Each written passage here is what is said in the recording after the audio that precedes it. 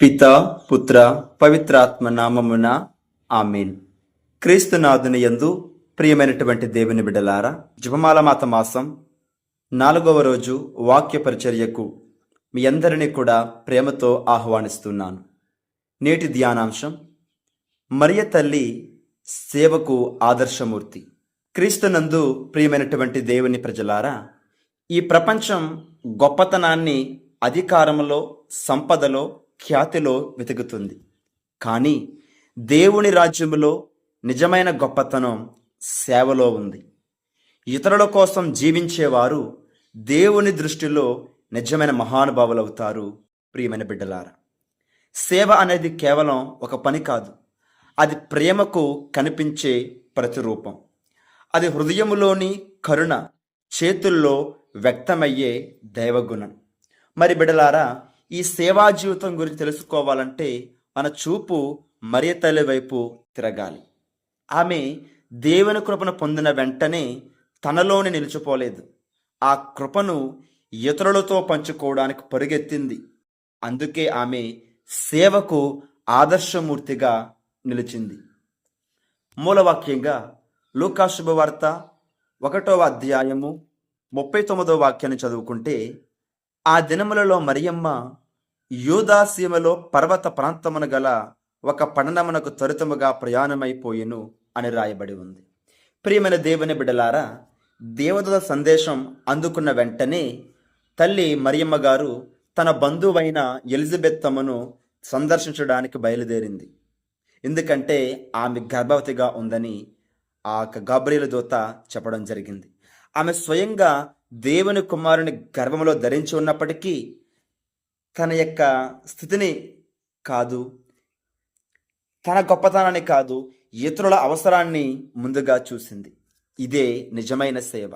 సేవ అనేది మనకు సమయం ఉన్నప్పుడు చేసే పని కాదు, ప్రేమ ఉన్నప్పుడు సహజంగా జరిగే ఒక స్పందన.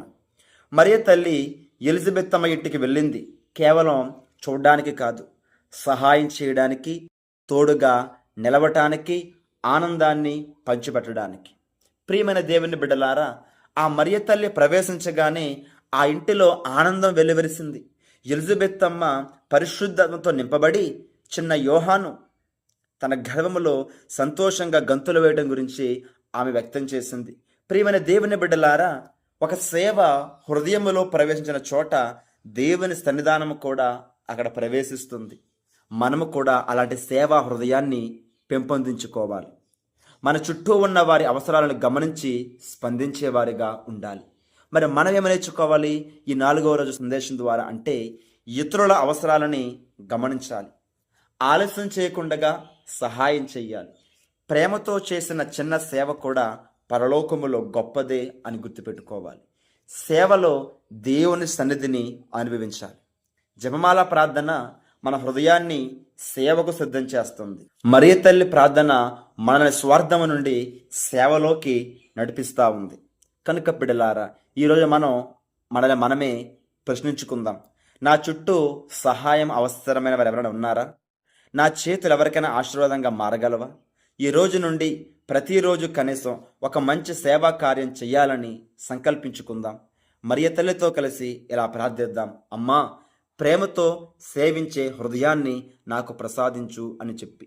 ఇక ముగింపుగా ప్రియమైన దేవుని బిడ్డలారా, సేవ చేసే చేతులు ప్రార్థించే పెదవులకున్న కొన్నిసార్లు బలంగా మాట్లాడతాయి.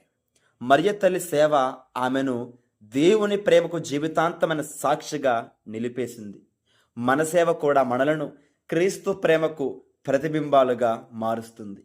సేవ ఉన్న చోట ప్రేమ ఉంటుంది, సేవ ఉన్న చోట ఆనందం ఉంటుంది, సేవ ఉన్న చోట దేవుని సన్నిధానం వెలుస్తూ ఉంది. కాబట్టి ఈ రోజు నుండి మనం ఇలా ప్రార్థిద్దాం, ఇలా జీవిద్దాం, ప్రేమతో గమనిద్దాం, హృదయంతో స్పందిద్దాం, ఆనందంతో సేవ చేద్దాం. ఆ జపమాల మాత మనలను సేవా మార్గము నడిపించి తన కుమారుడైన యేసుక్రీస్తు ప్రేమను ప్రపంచానికి పంచే సాధనాలుగా మనలందరినీ మార్చునుగాక. ఆమేన్.